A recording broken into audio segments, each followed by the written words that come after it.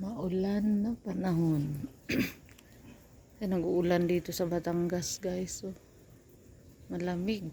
Malamig na malamig. Kaya nagluluto po ako ng, alam nyo po ba ito? Talbos. Hapon na kasi ngayon. Kanina, ang ulam namin ay malunggay ngayon. Hi guys. Hapon na. At maulan pa rin ang panahon dito sa Batangas. Nandito kami. Nagluluto ako guys ng ano. Ayan yung simpleng abuhan namin pang samantala guys. Ayun. Luto na yung sinaing. Nagluluto ako ng kunting kanin para sa isa ko. Para sa aking hobby. Pahinaan natin. Kasi hindi ako kumakain ng kanin. Mag 1 month mahigit na.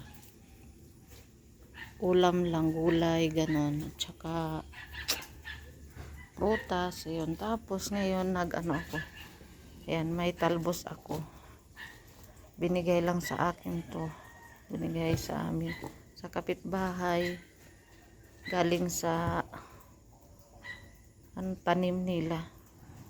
Yan, at saka mayroon pa hindi pa ako tapos. Kaninang umaga ulam namin is tawag nito gulay din, yung malunggay. Tas ngayong hapon, ito naman yung ulam namin. Ensalada ba tawag nito? Lapuan lang yun ako siya, tas butangan siya o pwedeng asin, pwedeng bagoong. Pero may bagoong ako, baka bagoong. Lagyan ng kamatis at kalamansi. Ayan guys, oh. Nag-uulan. Mahina naman siya, malakas, lang. Kanina malakas-lakas, ayan. Basa. Tapos, ayan. Napakita ko na rin pala yung kubo namin dati, ayan guys. Ayan. Kami lang dito muna. At hindi ko isinama yung aking mga kiddos. Kasi may gagawin dapat kami. Magsasako ng mga buhangin kasi sayang yung buhangin pagawa sa, kasi yun CR papagawa sana namin. Tas dito rin ito papagawa ko ng pangsamantala lang kasi nalutuan yan, kasi semento din pati yung sa CR.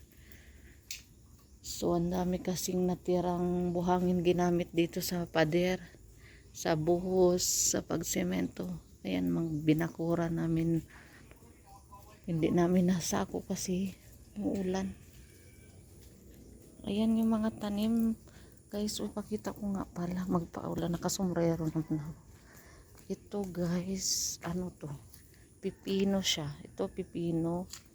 Tapos ito, may sili. Yan, yan siya. Yung kamatis. Yan, kamatis yan. Daming kamatis. Sana lumaki. Pero hindi na ako nagtatanim, yung asawa ko ang nagtatanim kasi nga hindi ako nabubuhayan. Tas rambutan ba to? Or tawag yung isang prutas, kalimutan ko. Ayan, pipino yan, namulaklak na, ayan yung magiging bunga niya. Yan, ang daming bulaklak ng pipino. 2 pipino, ayun. Ay, 3 pala, yun pa isa. Din pipino din yan siya. Ayan. Tapos sibuyas at luya. Ayan, may luya. Saan ba yun? Ayan, luya. Ayan ang luya. Tapos ayan, luya din siya. Tapos may luya pa ako doon.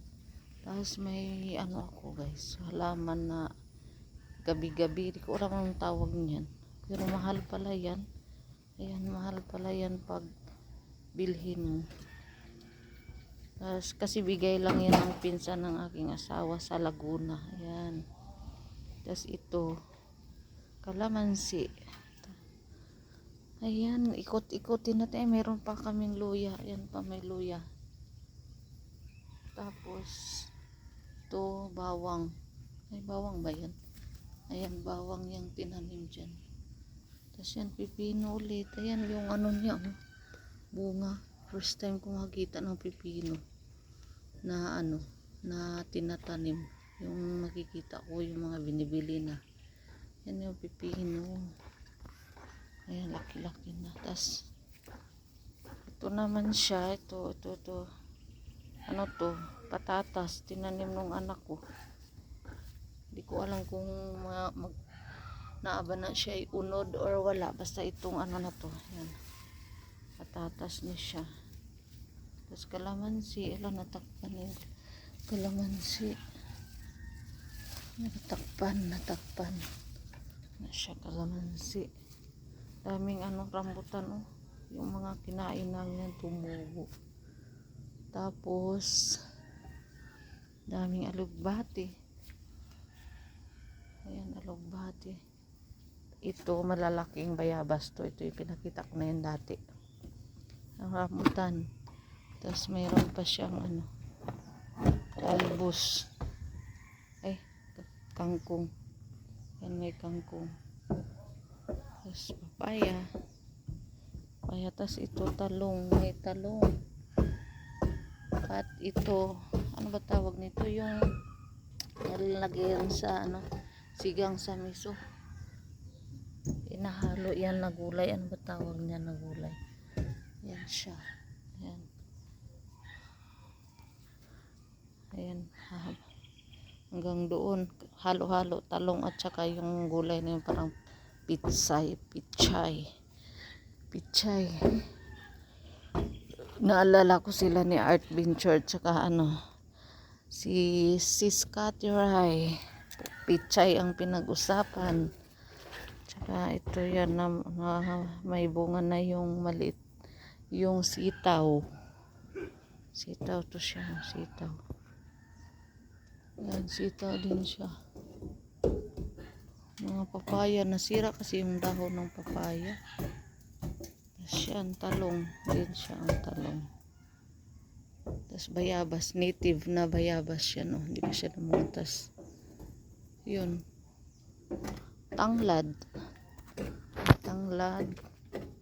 Tapos avocado, may avocado pala. Ang tanglad, magdala ako nito sa Maynila kasi binibili din doon ang tanglad. Walang tanglad. Masarap ang tanglad sa tinola at saka yung chicken feet pag nag-adobo ka nun, yun ilagay mo siya pag pinapakluan mo. Ayun yung kubo namin. Ito yung kubo namin. Tinanggal kasi niya yung sa poste, yung kahoy. Ayan, yung kubo. Maliit lang na garden dito. Tinira namin. Hindi namin sinemento para mataniman. Para makapagtanim din ng ano. Ayan. Tapos dito, yan yung space kung saan ako nagluluto. Kasi dyan tambayan, sa labas kainan. Aray ko. Tapos yung tulugan dyan, yung ano, maliit lang yung kubo namin, pero marami nagkasya kahit maliit lang siya. Ba't madilim? Yan yung garden, madilim. Yan yung garden na maliit. Yan lang, ganyan lang siya kaliit, guys. Nagtira lang kami ng pwedeng taniman. Yan siya, kasi dito semento na eh.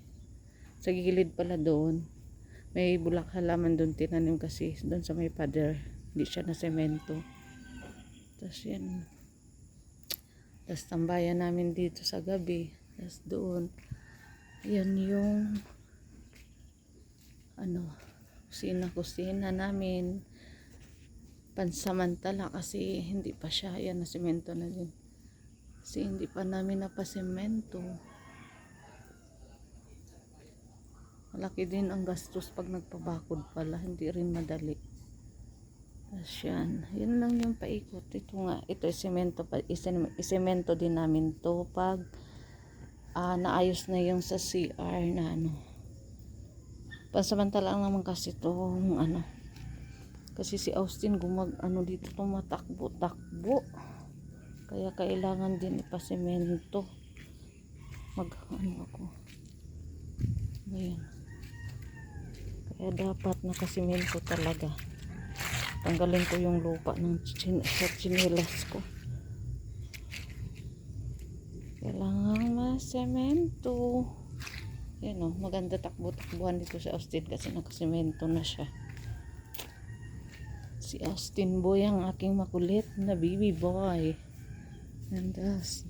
Kasunog na yung niluto ko. Tapos dito, pwedeng kainan, pwedeng sa taas. Tuwing day off lang naman kami napunta dito guys. Day off ng aking asawa. 2 days lang din kami nag-stay dito kasi 2 days lang yung off niya. Kaya ayan, nag-stay kami ng 2 araw lang. Balik na naman sa Maynila. Kasi may trabaho. Ayan. Sarap open na open. Kaya mahangin dito, malamig. Lalo sa gabi. Sobrang lamig. Ayan, hindi ko pa natapos yung bubong. Kulang pa. Hanggang dyan lang. Magluto muna tayo ng ulamin natin. Yan. Luto ko muna guys. Hello guys, tapos na akong magluto. Ngayon kakain na tayo, gabi na. Yan, may ilaw na. Katatapos ko lang magluto ng yung tawag nito, talbos lang talaga niluto. Tapos kakain na kami. Yan, madilim na sa labas. Kita ko sa labas yan. Kakain na tayo. Ayan yung pagkain. Ay, ano ba yun? Kakain na. Paano ba iayos yung camera? Yan, gabi na sa labas. Dito kasi sa maagang kumakain pag dito sa bukid. Maagang naghapunan, maagang nagpahinga, maagang natulog. Lalo pag walang libangan, walang TV. Yan, maaga. Pakita ko sa inyo yung aking masasarap na ulam. At masustansya pa. Ang itim talaga ng dito. Pero yan na talaga si ako. Yan, maitim. Yan na talaga ang tawag dito, pagkatao mata. Yan, itim talaga. Yan, jacket pa din ako kasi malamig-lamig nga dito sa kubo. Yan guys, pakita ko yung pagkain namin. 2 lang kami dito ng aking hubby. Ayan, may adobo. Yung adobo na to guys, galing pa to sa Paranaque kahapon, kaso hindi naman kinain ng aking asawa, so pinainit ko na dahil matagal naman masira yung adobo. Tapos ito yung nangyari sa kutsara, my dear. Tapos ito yung talbos ng kamuti kanina na hinimay ko. Ayan siya. Tapos so asin lang. Ayan, may asin. Ayan, kamatis at sibuyas. Yan, nilagyan ko lang ng asin, pero may bagoong din naman ako kung gusto ko ng bagoong.